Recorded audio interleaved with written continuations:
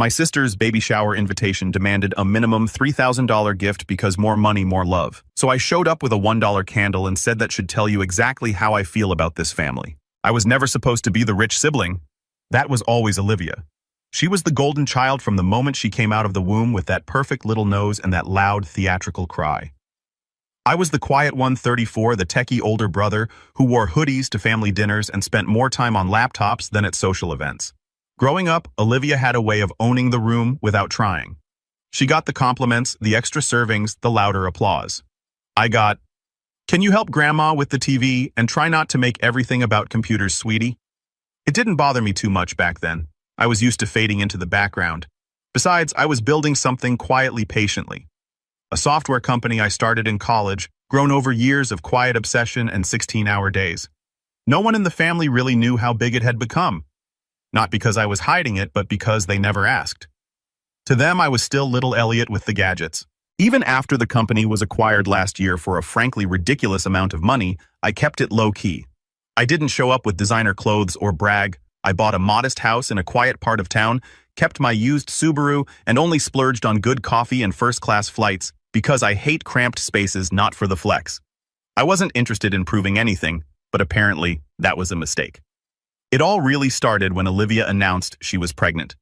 The family group chat lit up like a Christmas tree. Mom was over the moon. Dad actually used an emoji for the first time, 3 hearts no less. Olivia had just married this guy named Chad. Yes, Chad. He was every bit the stereotype. Polo shirts, backwards hat, finance bro energy, with zero actual finances to back it up. But he had charm, that slick, empty kind of charm that makes old people nod approvingly and younger people instinctively check their wallets. Olivia said they were building a future together and that they had dreams, which mostly meant he was helping her start an Instagram page for mom influencer content. She quit her job the second she found out she was pregnant, and Chad had been between roles for about 8 months. When I heard the news, I was genuinely happy for her. I sent a private message instead of replying in the chaos of the group thread. "Congrats, Liv. Let me know when you want to talk baby names. I've got opinions." She didn't reply, not for a week. Then finally, "Thanks, smiley face. Been so busy with prep stuff. You know how it is." I let it slide. She was pregnant. Hormones, stress, yada yada. Then came the baby shower invite. It arrived in a pale pink envelope with gold foil calligraphy. I almost laughed. It looked more like a wedding invitation. Inside, a thick, cream-colored card spelled out the details. The date, time, venue, a fancy country club I didn't know they had access to, and at the bottom, in a different font that looked like it was trying too hard to be whimsical, the words, "Gifts must reflect your love. $3,000 minimum value requested. Cash wire or luxury items only." I had to read it twice. Then again, I even tilted the card like maybe it was a hologram prank. But nope, it was real. $3,000 minimum. Not a suggested gift registry. Not a joke. Just an outright demand. I stared at the card for a good 5 minutes. At first I thought maybe it was a misprint or some weird inside joke. Olivia had always been dramatic, but this was cartoon villain territory. I texted her, "Hey, saw the invite. Is the gift requirement a typo?" She left me on red. 2 days later, Mom called. "Did you get the invite?" she asked, all bubbly. "Isn't it just darling? Olivia and Chad worked so hard on it." I chose my words carefully. "Yeah, about that. What's this about a $3,000 minimum gift?" There was a pause, then a dismissive chuckle. "Oh, Elliot, don't make a thing out of it. It's just a guideline. They're trying to set the tone. Make sure the baby gets what it deserves." "What it deserves? What does that even mean?" Mom dropped her voice. "You can afford it, can't you?" There, it was the shift, not even subtle. Just a full-on assumption that because I was the tech guy, I should be the one footing the bill for everyone's dreams. I swallowed hard. "Mom, that's not the point. It's a baby shower. It's supposed to be about celebrating a new life, not collecting ransom." She sighed. "You don't understand. Olivia's had a rough year. You know she had to give up a lot for this baby. And Chad? Well, he's still finding his footing." I nearly laughed. "His footing? He's been unemployed for almost a year." "Don't be judgmental," she snapped. "They're doing their best." We went in circles. I didn't raise my voice, but the conversation ended with her saying, "I just hope you don't embarrass the family," and hanging up. Embarrass the family for not giving a $3,000 gift to my sister, who hadn't worked in months and hadn't even texted me back in weeks. I sat with that feeling for a while, That weird tight ache behind the ribs where hurt turns into anger if you let it sit too long. I thought back to all the times I paid off Olivia's credit card just this once. The vacations I quietly sponsored so the whole family could be together. The car repairs, the last-minute rent, help the can you cover dinner this time, moments that piled up over a decade. Not once did I complain. I didn't need credit. I just wanted them to treat me like a brother, not a bank. And this was the thanks. I decided I'd still go, but I wasn't going to play along. I picked out a small handwritten card from a local bookstore. No glitter, no music chip, no $20 gift card stuck inside, just a simple white card with the words, "Welcome to the world, little one," in blue cursive. And from the same store, a tiny candle shaped like a duck. It cost $1.89. It smelled like vanilla. That was my gift. On the day of the baby shower, I put on a navy button-down and jeans, casual but clean. I drove myself to the country club, parked, and walked into a room decked out like a wedding reception. Flowers, buffet tables, hired waitstaff, a violinist in the corner, playing pop songs in classical style. Olivia stood in the center of it all in a white maternity dress that screamed designer. Chad was shaking hands like he was running for office. My mom saw me first. "Elliot," she hissed, pulling me aside. "Where's your gift?" I smiled and held up the small bag with the card and the candle. Her eyes widened. "You're joking." "I'm not." She stepped closer, lowering her voice. "How embarrassing." I looked at her calm. "You think that's embarrassing?" Then I pulled out my phone and casually opened my banking app. Tapped a few times. I just canceled the wire transfer for the house I was buying them. She blinked. What I was going to surprise Olivia. Had a deal going on a little starter home in their neighborhood. Nothing crazy, just $400,000. Figured they could use a real home instead of Chad's parents' basement. Her mouth opened closed. Then Olivia tapped her glass with a fork and called for everyone's attention. It was time for toasts. I walked toward a chair near the back, sat down, pulled out my phone again. The cancellation notice came through. Wire transfer canceled for $400,000. No action required. Right then, Olivia's phone buzzed. I saw her glance down, mid-toast glass raised. Then her face drained of color. 1 second she was glowing, thanking everyone for their generosity. The next she looked like someone had flipped a switch inside her skull. But I just smiled and took a sip of lemonade. And that was just the beginning. I wish I could say Olivia played it cool after the wire transfer got canceled, but you'd be giving her way too much credit. The second that notification hit her phone, she went pale, like actual ghost white. She tried to recover, flashing a tight-lipped smile while raising her glass again, but her hand was visibly shaking. The room was full of light laughter and fake cheers, and yet I could feel the tension radiating off her like static. She didn't even finish her toast, just mumbled something about unexpected news and sat down without making eye contact. I stayed at the baby shower long enough to be polite. I ate a few mini quiches, sipped my drink, nodded at relatives who barely remembered my name. But Olivia, she didn't come near me, not once. And Chad, he was glued to his phone the whole time, whispering to her in between nervous glances in my direction. I knew exactly what was happening. They were trying to figure out how to spin this, how to make me the villain. It didn't take long. That night, the family group chat exploded. At 9:14 p.m., Olivia sent a message. "Hey everyone, I just want to say thank you again for today. It was beautiful, and we felt so loved. That said, I'm deeply hurt that certain people think money is a weapon to be used against family. I hope someday they realize that love isn't measured in dollar signs, but in kindness. Good night." You know what's wild? She actually got sympathy. A few cousins chimed in with heart emojis. Aunt Carol wrote, "Some people never grow out of being selfish. You're glowing, sweetie. That's all that matters." Then my own mother replied, "So sorry this happened today. You deserve better. Some people forget where they came from once they have a little success." And I just sat there reading it over and over. I wasn't angry. I was numb. Forget where I came from. I remembered where I came from. I remembered every night I stayed up learning code on a beat-up Dell from the pawn shop. I remembered making coffee in a dorm kitchen while Olivia was on her 3rd spring break trip in Cabo. I remembered Mom calling me antisocial at Thanksgiving because I left dinner early to take a conference call with a potential investor. I remembered when they all laughed at me for skipping Olivia's engagement party so I could pitch to an angel fund that eventually became my company's seed route. But sure, I was the selfish one. Over the next few days, things got worse. The texts started coming in directly from Chad. "Bro, that was low. You embarrassed her." She cried the whole night. From Mom, "You ruined what was supposed to be the happiest day of her life. I hope you're proud of yourself." Even from Olivia's best friend, Melanie. "You used to be the chill brother. What happened to you?" Don't forget who always had your back when you were just a nerd. I didn't respond to any of them because here's the thing. I had changed. Somewhere in the quiet grind of building my life, I had developed a backbone. I wasn't the shy, agreeable brother anymore. I didn't need their approval. I didn't need to prove my loyalty by throwing money at people who didn't respect me. But silence didn't help either. 2 weeks after the baby shower, I got a call from Dad. Now my dad is hard to explain. He's present but distant. Always has been. One of those emotionally constipated types who shows love through grunts and oddly timed weather updates. So when he calls, it's either an emergency or a very awkward attempt at reconciliation. "Hey, sport," he said. He still calls me that. I've never played a sport in my life. "Hey, Dad, I heard about the house thing." Of course he had. "Yeah, I changed my mind." Long pause. "Then you know Olivia and Chad." "Stop." I didn't even raise my voice. "Don't do this." He sighed.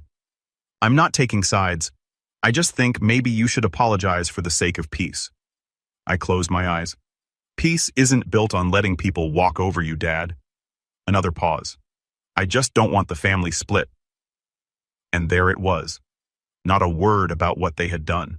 Just the classic "you are both wrong" neutrality that somehow always leaned in Olivia's favor. I ended the call quickly. No yelling, no drama, just a quiet realization that I was alone in this. But I still didn't cut them off. Not yet. Because deep down I wanted to believe that maybe this was a fluke. A moment of collective delusion. Pregnancy hormones, peer pressure, miscommunication. I gave it time. I waited. Then came the nursery fundraiser. Yes, you read that right. A week later, Olivia posted on Instagram a link to a GoFundMe. The caption read, "Hey friends and fam, baby M is almost here, and we're creating the dream nursery she deserves. We've picked out sustainable furniture and ethically sourced baby supplies. Every little bit helps. Let's build her a room full of love. The goal, $25,000. I choked on my coffee. They wanted strangers to pay for organic cribs and whatever bougie minimalist brand of baby wipes was trending that week. I didn't know whether to laugh or throw my phone out the window. The worst part? People were actually donating. My mom shared it on Facebook with a caption that made my blood boil. "My daughter and her husband are doing their best to create a healthy, loving home for their little one. Any help is a blessing." I stared at the screen. Doing their best, Chad still hadn't gotten a job. Olivia still hadn't called me directly, not once since the baby shower. But now I was expected to applaud them for crowdfunding their Pinterest nursery. I reached my breaking point the night of the nursery reveal party. I wasn't invited, obviously, but I saw the photos all over social media. Olivia twirling in a pastel room decorated like a boutique hotel. Chad holding a balloon shaped like a moon. My mom standing proudly in the background like she had personally designed the space. And then buried in a sea of hashtags, I found the line that broke something inside me. Olivia had posted, "We did it all without help from anyone who tried to hold money over our heads. You can't buy love, but you can build a home with kindness." That was it. I stared at that sentence for a long, long time. My chest was tight. Not from anger, but from something deeper. A kind of grief. Like watching someone you love slowly drift into a person you don't recognize. I thought of every birthday I'd quietly paid for, every car payment I'd helped with, every dinner where I'd picked up the check while Chad conveniently forgot his wallet. And now she was rewriting history. I hadn't held money over their heads. I offered them a home. Quietly, generously, they slapped my hand away and then painted me as the villain. That night, I pulled out my laptop.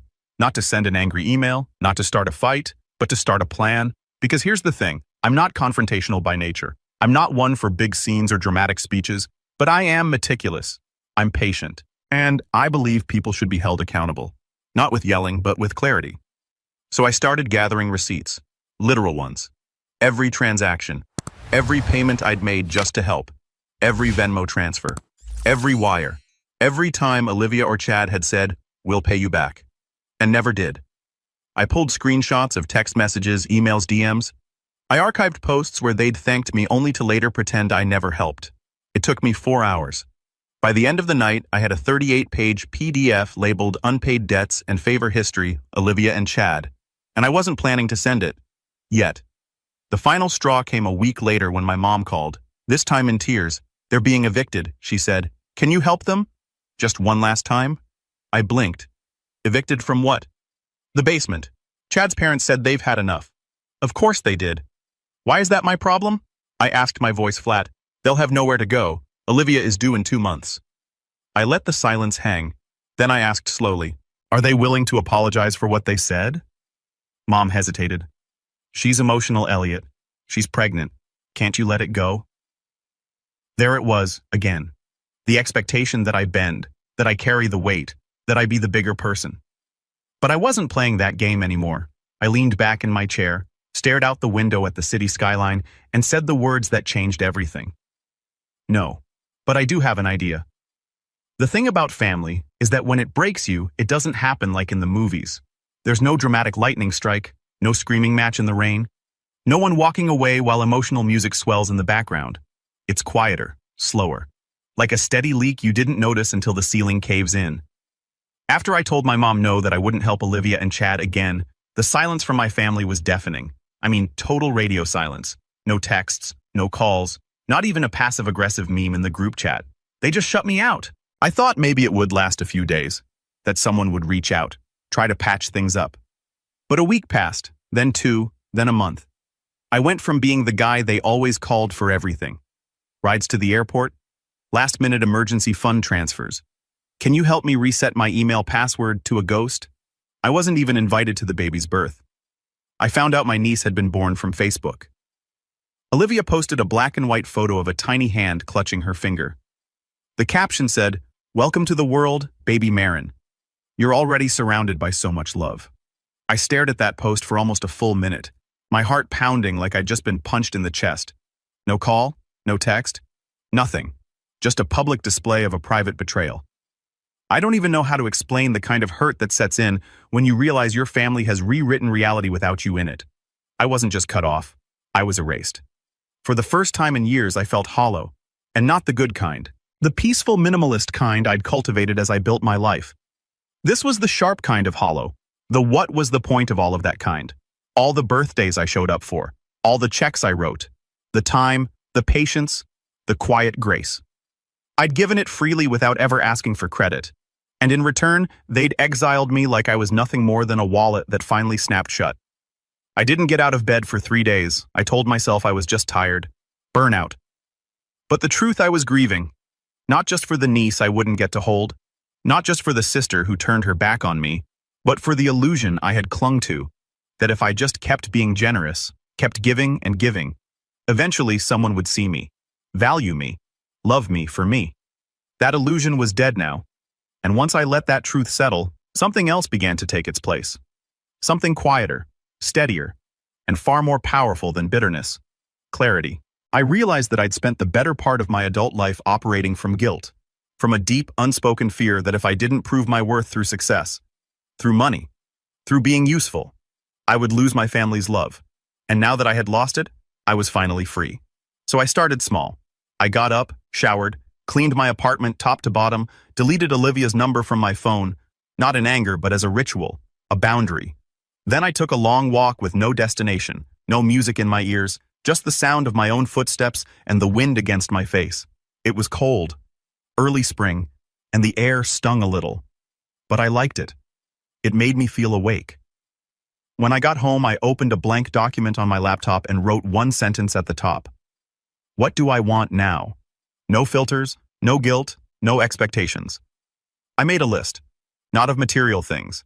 I already had more than I needed, but of experiences, places I wanted to go, skills I wanted to learn, people I missed. Dreams I had shelved while I was busy playing ATM, and emotional sponge for people who never asked how I was doing. Here's a few things from that list. Take a solo trip to Iceland and finally see the Northern Lights. Learn to play piano. Start mentoring young coders from underserved communities. Reconnect with my college roommate Malik, who I hadn't talked to in years because I was too busy.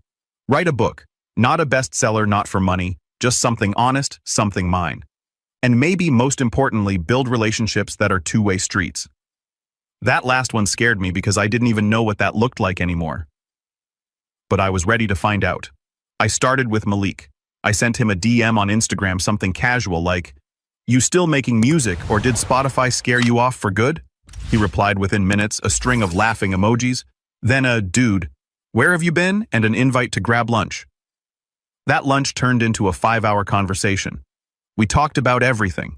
Our careers, our dumb mistakes, our families. He had his own drama, let me tell you, and the weird pressure we both felt to always be the strong one. It felt like coming up for air, like I'd been underwater for so long, I forgot what real connection even felt like. After that, I started going to his jam sessions. Not to play anything. I didn't even know the first thing about chords, but just to be there, to let myself be part of something messy and alive and unpolished. Then I signed up for piano lessons twice a week. I sucked, like really sucked, but I laughed a lot and I started sleeping better.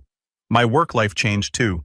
I used to drown myself in projects, hoping each new deal or milestone would somehow fill the gap where love should have gone. But now I started saying no. Not to sabotage myself, but to protect myself. I stopped taking clients who drained me. I delegated more. I started mentoring just one kid at first, a 17-year-old named Kyle, who reminded me a little too much of my younger self. He had the same scrappy fire, the same hunger to prove himself, but no one in his life who believed in him. I did. We met every Friday. I didn't just teach him to code. I taught him how to think, how to fail and keep going, how to stop apologizing for being different. One day after 3 months, he looked at me and said, "You're the only adult who's ever taken me seriously." And I swear I almost cried because in that moment, I realized something Olivia never understood. Legacy isn't built through status, it's built through impact, and I was finally building mine. I never posted about any of it. I didn't need likes, I didn't need validation. For the first time in years, I wasn't living my life to be seen. I was living it to feel it. But the universe has a funny way of circling back. One night, months later, I was grabbing groceries when I ran into Aunt Carol. She didn't see me at first, just stood in the produce aisle arguing with someone on the phone loudly. I only caught one sentence. Well, maybe if Olivia had thought about saving instead of painting cribs in gold leaf.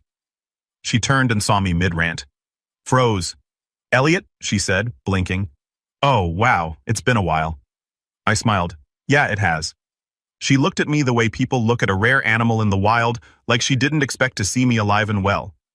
Then she said something that surprised me. "You look good." "Thanks." There was an awkward pause. Then she leaned in, lowering her voice. "You know, not everyone bought their story. About the house thing. About you." I shrugged. "Doesn't matter anymore." But she wasn't done. They're struggling now. Olivia doesn't talk to me much anymore either. Chad's been fired from 2 jobs. Your mom's been covering their rent.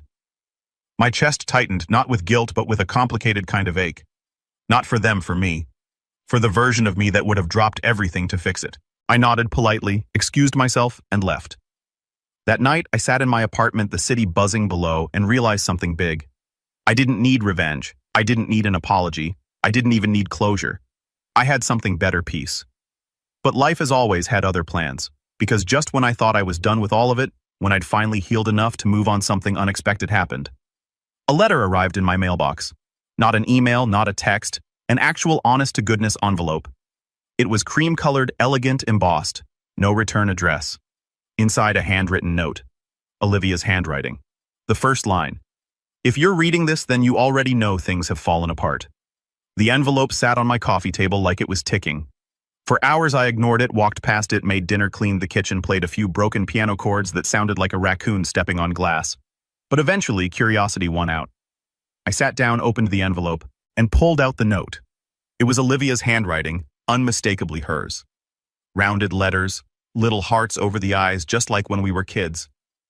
And yet the words on the page felt like they came from a stranger. The first line was enough to make my stomach twist. "If you're reading this, then you already know things have fallen apart." No apology, no hi, no acknowledgement of the months of silence, or the storm she helped stir, just a kind of resignation, like she was finally facing consequences she never expected would reach her. The rest of the letter was a mess of contradictions. She wrote about how Chad had made some bad investments. Translation lost their savings on crypto tips from Reddit, how their landlord was threatening eviction again, and how she wished things could go back to the way they were. She didn't say sorry for the baby shower stunt, or for turning our family against me, or for publicly framing me as some cold-hearted egomaniac. Instead, she wrote, "You were always the one who had it together, the one who fixed things, and I know you probably hate me now, but I'm scared, Elliot. I don't know how to get out of this mess." Then at the very bottom, in smaller handwriting, "I don't know who else to ask." I sat with that letter in my lap for a long time. I wasn't angry, I wasn't sad, I was just still. The kind of still that only comes after you've done all your grieving and finally see things with perfect, painful clarity. And what I saw was this. Olivia didn't change. She never had. She just ran out of places to point her problems. And now that the walls were closing in, she remembered the brother she'd spent years ignoring until it suited her. But I wasn't the same person she remembered. That version of me, the one who dropped everything, who forgave too easily, who wrote checks like band-aids for emotional wounds, he was gone. And in his place stood someone new. Someone who had rebuilt his life brick by brick without her approval, her validation, or her drama. And maybe it was time she learned what that version of me was capable of. I didn't plan revenge out of spite. It wasn't about payback. It was about truth, about finally peeling back the layers of sugar-coated lies and showing the people who had treated me like a footnote that I was done playing the supporting role in a script I didn't write. So I opened a new document. This time, not to list what I'd given, but to map out what I would do. Phase 1, control the narrative. It started with an email, not to Olivia, to my mom. It was short, polite, civil. Hey Mom, I got Olivia's letter. I'm not angry, but I need you to understand a few things before you ask me to help again. I've attached a PDF of every financial favor I've done for Olivia and Chad since 2017. Totals, dates, screenshots. You'll notice it comes out to just over $181,000, not including the house deal I canceled. I'm not sharing this to make you feel bad. I'm sharing it because I've realized no one in this family actually sees what I've done. And until you do, there's nothing else to talk about. Love, Elliot. I knew she'd read it. She was obsessive about emails, checks it 4 times a day. It took less than 12 hours before she replied. I didn't realize it was that much. That was it. 7 words. No apology, no acknowledgement of the things she'd said to me. But the shift had begun. I'd cracked the surface. Phase 2, establish leverage. I wasn't just going to give Olivia a handout. If she wanted help, she had to come to me directly. No middleman, no crying to Mom, no vague letters. So I sent her a text, got your letter, let's talk, face to face. Just us. No response for 3 days. Then finally, okay, Saturday. We met at a coffee shop halfway between our neighborhood's neutral ground. She showed up late in sunglasses, no makeup, wearing that same cardigan I'd given her 3 birthdays ago when she was still pretending to care about our relationship. She sat down across from me, wrapped her fingers around a latte she couldn't afford, and said, I didn't think you'd actually come. I shrugged. I'm here? She didn't say thank you. She launched into a monologue about how hard things had been, about Chad's bad luck, about postpartum exhaustion, about how people were judging her for the GoFundMe and how everyone expects me to be perfect. And then, like a carefully rehearsed closer, she said, I just need a fresh start. I stared at her for a beat, then said, I agree. She blinked. What? You need a fresh start? Not a bailout? Not another quick fix? A clean slate? Yeah, that's what I meant. I leaned forward. Good, because I'm willing to help, but only if things change permanently. She narrowed her eyes. What does that mean? It means, I said slowly, that if I help you this time, it's not going to be a secret. I'm not going to be your hidden piggy bank anymore. There will be conditions, public ones. She looked like I'd slapped her. What kind of conditions? I pulled out a folder and slid it across the table. She hesitated, then opened it. Inside, a single-page agreement. I had titled it, Accountability Reset. It wasn't a legal contract, but it was real enough. Bullet points, simple language. Any financial support going forward would require transparency and written plans. No luxury purchases, no GoFundMes, no social media lies. Olivia would publicly acknowledge in writing the help she'd received. Not to praise me, but to stop pretending I was the villain. Chad would be required to attend 2 job interviews a week minimum. Proof required. If any condition was broken, support would end permanently. She read it silent, then looked up, eyes wide. You're serious? Dead serious? Do you want me to post it online or something? Humiliate me? No, I said. I want you to tell the truth. To stop pretending you built your life alone. She was quiet for a long time, then whispered, What happens if I say no? I leaned back. Then you're on your own. She didn't sign it, not then, but she didn't storm out either. She folded the paper, slipped it into her purse, and said, I need to think. And that was fine by me, because while she was thinking, I was moving. Phase 3, build the stage. See, I didn't just want to restore the truth. I wanted to reclaim my name, and not just within my family, but in my own life. So I started planning something I'd been quietly dreaming about for years, a foundation. Not a charity, a launchpad. The EW initiative, named after my late grandfather, not myself, aimed to provide young coders and creators from difficult backgrounds with access to mentorship equipment and seed funding. No red tape, no endless forms, just real human support. I funded it privately, quietly. The only people who knew were a handful of mentors I recruited, folks like Malik and a couple of women I'd met through local STEM organizations, people who got it. I poured everything I'd learned into this project, and something in me began to light up again. Not the old fire of ambition, but something warmer, steadier purpose. And once the foundation's infrastructure was in place, I held a soft launch, nothing flashy, a local event, invitations sent to just a few key people from my past, former professors, mentors, a few select friends, my dad, and yes, Olivia. She didn't RSVP, but I had a feeling she'd show, and I had a feeling she'd be bringing a pen. The launch event was set for a rainy Thursday evening in late spring. The venue wasn't extravagant, just a local tech incubator space with exposed brick walls and soft Edison lighting. But everything was intentional. The minimalist decor, the photo gallery of young coders from our pilot cohort, the display of used laptops that had been refurbished and donated to students who had never owned a computer before. There were no balloon arches, no violinists, and definitely no $3,000 minimum gift signs. It wasn't about image, it was about impact.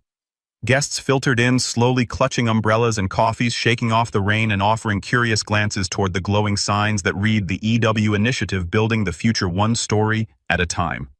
Malik was the first to arrive, carrying a tray of cookies his wife had made. So you wouldn't forget you have real friends now. He slapped my shoulder and said, "You nervous?" I shrugged, more tired than anything. But the truth was, I was calm, eerily calm. Like the kind of calm that only comes when you've already let go of needing a specific outcome. My dad showed up next. He didn't say much, just gave me a nod. Then he spent the rest of the evening circling the room with a scotch in hand, pretending to look at the displays while occasionally clearing his throat when someone complimented the event. I think that was his version of pride. Then about 20 minutes after the speeches started, Olivia walked in. She was dressed simply. No designer maternity dress this time, just jeans, a raincoat, and hair pulled back in a loose bun. She looked smaller than I remembered. Not physically, but dimmed, like someone who had finally started to understand gravity. She didn't approach me right away. She stood near the back, arms crossed, eyes scanning the room. I let her wait. The keynote went smoothly. I spoke briefly about the mission of the foundation. I told a story about Kyle, my first mentee, who was now building his own app and had just won a local coding competition. I thanked our small but powerful team. Then, as I was about to step off the stage, I paused. "There's one last thing I want to share," I said, my voice steady. This initiative wasn't just born from success. It was born from failure, from grief, from the realization that sometimes the people who are supposed to support you are the ones who hurt you most. There was a quiet murmur. I spent a long time trying to earn love by giving everything I had away.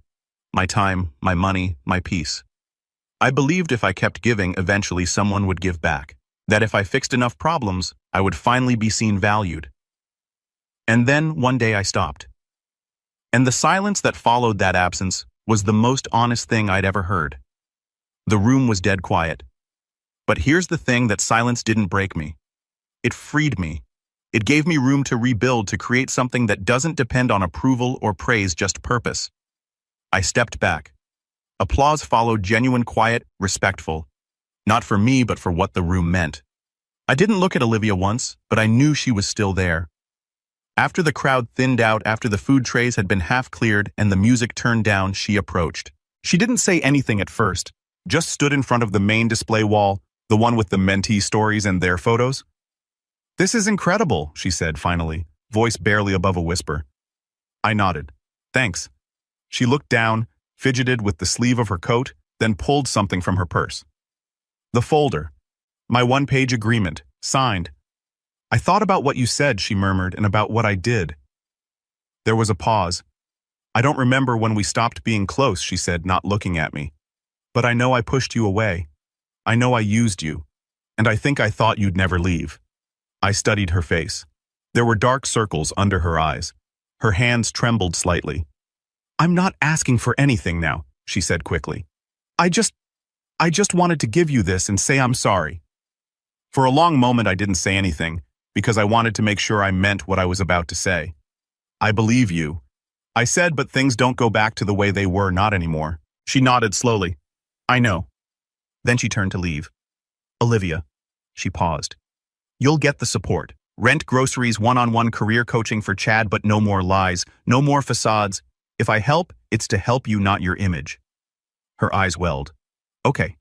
And just like that, she was gone. But that wasn't the end. Not quite, because then came the fallout. A few days after the launch, I got a phone call from my mom. Your sister said you're helping them again. My gut tightened. On conditions, I said, strict ones. She huffed. You don't get to dictate. I do. I interrupted, calm, because I'm the one giving, and I'm not doing it in secret anymore. She paused. You know, this whole thing, this foundation, it's just your way of showing off. No, I said, it's my way of moving on. Click. She hung up and I let her. 2 weeks later, Olivia sent me a screenshot. My mom had unfriended her on Facebook. Underneath, Olivia had typed, I guess we're both out now. I didn't reply. I didn't need to. Because sometimes the real revenge isn't ruining someone's life, it's refusing to let them ruin yours.